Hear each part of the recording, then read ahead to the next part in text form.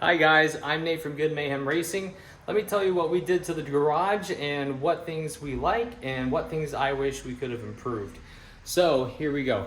First things first, this garage was trash when we bought the house. This was a renovation on our part. We had cracked floors that had to get sealed up. We had real nasty paint on the walls. There was absolutely no lighting whatsoever. I mean, it was a nasty report on the inspection of the house. So we had to get all that stuff taken care of, but not necessarily to buy the house, just to enjoy it. So let's first talk about the biggest headache and the most exciting thing, and that is the floor. The floor is polyaspartic.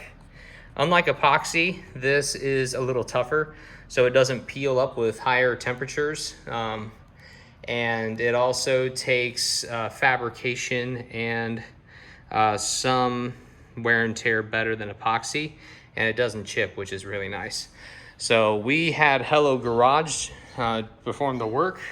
For those who are trying to figure out costs, 1 square foot is $8. That's what it was during 2020. I don't know what the cost is now, but if you're trying to budget a garage, take the square footage of your garage, multiply it by like $8 or $10 a square foot, and that gives you a good ballpark starting point for how much it's going to cost to polyaspartic coat your floor. I got some marshmallow color, and it looks really, really pretty. It looks like a metal finish almost in the right setting. And unfortunately, it's very easy to actually lose screws and anything metal on the floor. I liked it because it actually physically hid metal particles from welding and grinding and stuff like that. So I got it very specifically for that purpose, because it would look clean in the setting that in the hobby that I enjoy most, which is metalworking. So not like your blacksmithing and stuff like that. I really enjoy doing things that's off-road related. So at that point, I'm making this 4Runner here, and we're gonna race it in the Baja 1000. I welded up the roll cage, and a lot of it happened in here. So let's talk about welding. This garage didn't have a 240 volt hookup, so since the circuit breaker was right there, my dad did a great job of wiring up for that 240, 250, whatever volts it is for US power. I bought a water-cooled TIG setup. I've just done water-cooled my entire life, so whenever I try air-cooled TIG setups, I find it to be very hot. Next up, this is my workbench. I weld on wood, not directly on the wood, but you can see that it easily burns, chips and frays and stuff. A lot of guys are like, you fabricate with a wood table? Like, where's your welding table? And realistically, until this thing completely dies, it's hard to justify the cost of buying a new table. Sponsors, cool, but just buying a welding table to weld? No, not yet. Time and place, man, time and place. We do have a 2.5 horsepower vacuum here. I found that to be a needed item for a garage my size. I tried the smaller 12 volt setups and they just weren't cutting it. So welder, had to wire it up. That was well worth it. But let's talk about the wall next. The walls are a semi-gloss white. I wanted it to be bright white. That way I could use less energy with my overhead lighting and also have less shadows. If you look really closely, apart from the sunlight you see there's almost no shadow, or at least super dim spot around my feet and legs. That was very intentional. And we even placed lights in certain spots where we knew that the vehicles would be parked most of the time, and we didn't worry about lighting those spots. We just lit around it. So for example, if you look at this garage door here, we completely cleared it because we almost never work on the top of the trailer.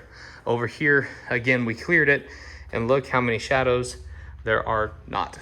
So that just becomes more pronounced and more almost surgical or warehouse-like when the garage doors are closed, since some lights are being hidden by them right now. The lights are color dimming, or color changing actually. They can go from a more yellow white light to a blue white light. So your 3000 to 6000 K. They're all Wi-Fi controlled, so you can turn them on and off individually or all in sync together. I like around 4000, 5000 K color temperature for most of the stuff I do, and that's what it's on most of the time. There are, I think, 11 lights. 1, 2, 3, 4, 5, 6, 7, 8, 9, 10, 11. Yeah, there's the 8th one. So these hookups weren't there. We had to put them in ourselves. It was kind of far away from the garage. Whenever we mapped the wires, we found the spot that was most convenient to drop those in, and also increase or make sure that we had good amp ratings for a lot of our stuff. Oh, speaking of which, amps. Most of the GFCI stuff in the garage are on 15 amp breakers. We went ahead and made special 20 amp, you can't see it there.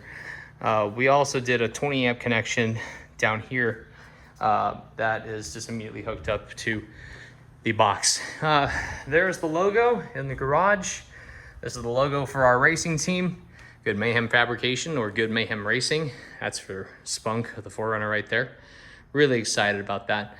Next things, I would love to do one of those big walls and throw a whole bunch of crap on it, but that's just, financially, it just didn't make sense, especially with the cost of the floor and the welder, right? So we just grabbed old hangers, bolted them up on the wall, getting items up and out of the way. Now, true, a lot of outdoor equipment has a little like mounting slot. I didn't notice that until I had done all this, so forget it. This is cool. Okay, Hello Garage, the company that makes the floor, also sells shelving, and this is a copy of that, or at least the copy of that intent. They have their own special shelving. It's cool, it's really strong, it's really expensive, and unfortunately that just wasn't in the budget for the build compared to the floor and the welding machine. So it was like, buy the welding machine or buy shelving from Hello Garage. So this came out of a shelving warehouse that was right next to my work. So instead of this costing $4,000 to $6,000 just for the shelves alone, I got all of these shelves for less than 500 bucks. Great deal. Great deal. These are gondola shelves. So like if you're looking at this thinking, man, that looks like you're at Walmart or Hobby Lobby or some type of commercial place, this is that. These were just old junk ones that were at a resale shop, and I bolted them into the studs on the wall. That holds them in really well and allows them to carry a lot of weight. You can move the shelves, you know, like all of these little slots. You can pick whatever height you want on the shelf. So just buy a shelf, put it there. And if you don't like where it is, move it. There's no hard commitment on where any of this stuff is, because it's so easy to just lift up and set back down. So again, 1, 2, 3, 4. Got 4 of those for less than 500 bucks total. Here's this side. You can see that I have this side completely blank. That was because I was storing max tracks and long items up there, but unfortunately, when you're using particle board pegs, they don't take a lot of force, so sometimes these things pull out if you have Siri, shush. So these things pull out if they have a lot of weight on them. However, the main rungs do not. That is amazing. Pegboard, meh. But that stuff, yeah. If you notice, you'll see a lot of Milwaukee packouts. I had been using Milwaukee tools over the years, collecting them. Like any time that I need a new tool for a new project or something like that, I'd go ahead and buy it. However, I had no good storage for it, and once I found out the packouts actually store the tools really well, I was like, great, we just found another way to sync my bank account.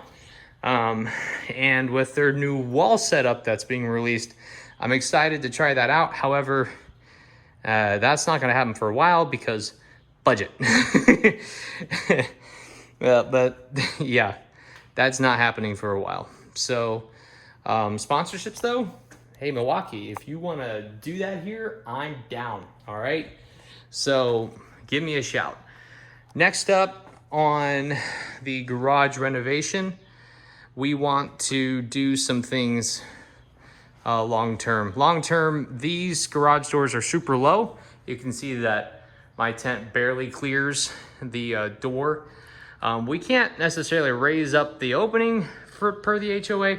I mean, I would love to do that if I could get away with it. I would love to just take this and lift it up, but now you're talking structural engineering, making the house change. But just moving the garage doors and making them higher opening, that's fine. I've been quoted $1,000 to do both doors, and then I have to buy the side mounted units, so then there's no center rail anymore. I like that solution. However, I expect that's another project for another year. However, with Spunk being so high, the 4Runner, with the 4Runner being so high, getting into it, I physically pound my head on the door sill. So if that happens more and more and more, maybe we'll figure out how to budget that later. But yes, cost. Let's talk cost for the garage. Oh yeah, we also painted the ceiling too. Same finish, same paint as the walls, okay? Paint was around $400. We had a lot of square footage. Like this, the floor here is around 600 square feet. So take that. We had over 1,000, over 1,200 square feet worth of paint that we had to do. So I think we did like 8 to 10 cans. I think 8. But yeah, paint was around $400. The lights were around $70 to $90 each. So 11 times 70. The floor, again, 8 inches per square feet times 600. So you're pushing around $3,000, $4,000 there. Welding setup around $4,000, including the welding helmet. Tools are just tools, who cares? But the gondola shelves that you see here, Mattis and I forget what the other brand is. It starts with an L. It's not Leluca or Luna or something like that. Oh well, anyway. But yeah, those resale, used, old, they were around $100 each, and I didn't get them with the bases. I was just gonna bolt them to the wall. So $125 each, and that included the shelves. The shelves were tan before I painted them gray, and you got $100 worth of gray paint there. I mean, so for a setup like this, take all of that as you will from a value standpoint and take it from there. So thanks again for watching. I appreciate it. Like and subscribe if you want to keep on seeing what happens in this garage, especially with that race truck over there. Thanks again. See you out in the desert.